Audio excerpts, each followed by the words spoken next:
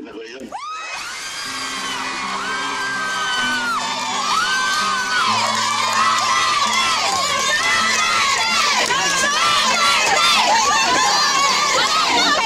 Saglit lang po, pagbigyan natin ng pagkakataon magsalita si Mayor. Okay.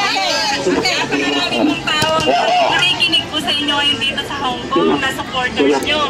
Sana mo naman po hiling namin, huwag nyo po kaming iiwan. Yung pangako nyo po sana nandun para po magbago naman ang lakaran ng Pilipinas. Kayo lang po yung pag-asa namin. Mayor!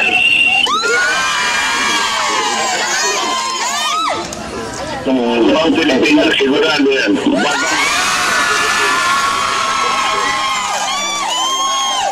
Mabuhay ka, Mayor! At sana panghawakan ng Mayor ang inyong Pilipinas. Mayor! God bless you!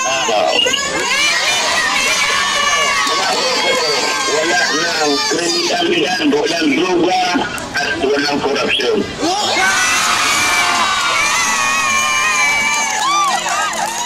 Sana po, makarating po kayo uli rito sa Hong Kong at magkaroon po lahat kami ng pagkakataong makita man lang kayo para makita nyo rin po kung gaano kadami yung inyo po. Taga-suporta dito sa Hong Kong. Kami po, ang bahala mag-organize dito sa Hong Kong ngayon. Opo. Kailan yun? Mayor, namiss ko na Kailan daw po, Mayor? Maraming nagtatanong kung kailan daw po. Mayor, kamusta ka man yung Basta, magdasal na muna tayo sa Diyos at siya na yung bahala sa akin. Pero pag dumating ang gobyerno, pagka-presidente, inaasahan namin mawala yung kriminalidad, droga at korupsyon. Yun na.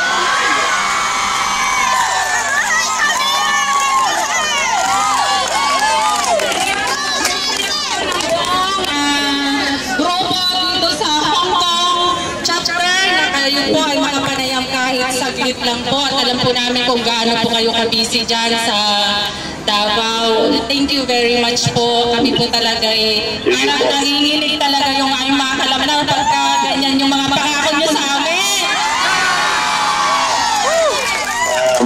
Basta ang gawain ko ang Pilipinas yung ginawa ko sa Davao.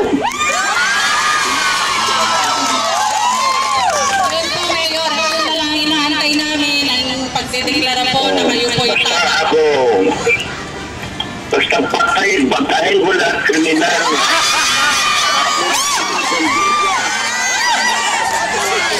Mabuhay ka, Mayor! Ang korupsyon sa customs, mawala na yan.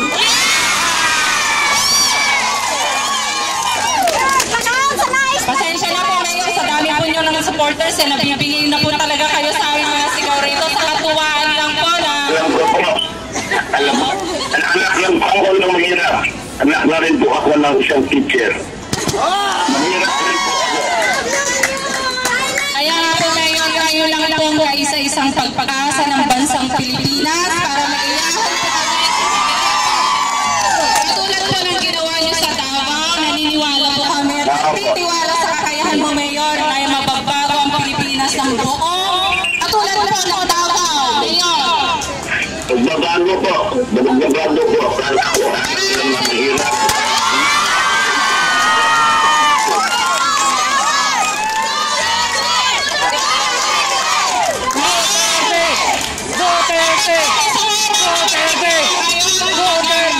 Oo, sa Hong sa dami ng mga OFW magkakaisa para po sa inyo.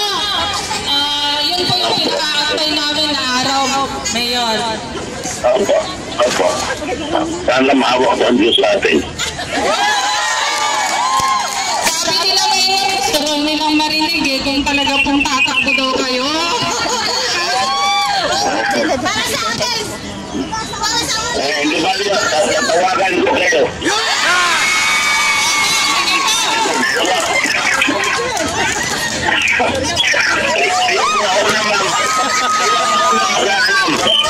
Mayor, at sa lahat, ano po, napakarami pong nagdarasal na yung inyo pong kalusugan ay talagang kahit na ganyan po yung edad nyo, kaya para po kayong maging edad 40 para po sa Pilipinas.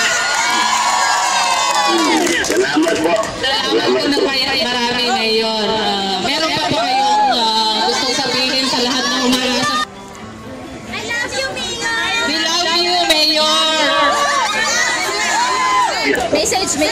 Last message po, Mayor, para po sa mga kasamahan natin dito sa Hong Kong. Wow. Ayusin ko po yung sitwasyon ninyo. At kung maganda ang labas ng ating ekonomiya, umuwi na ako kayo.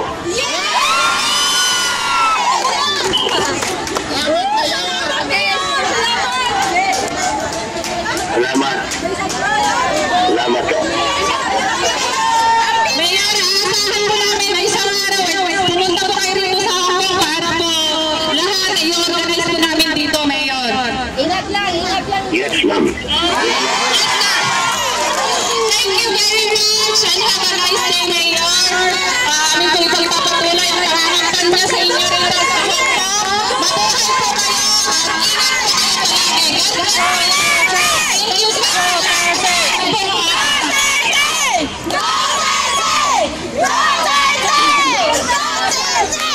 Good luck po sa inyong lahat po. Kasama ka, mabuting kamay ka. Okay, thank you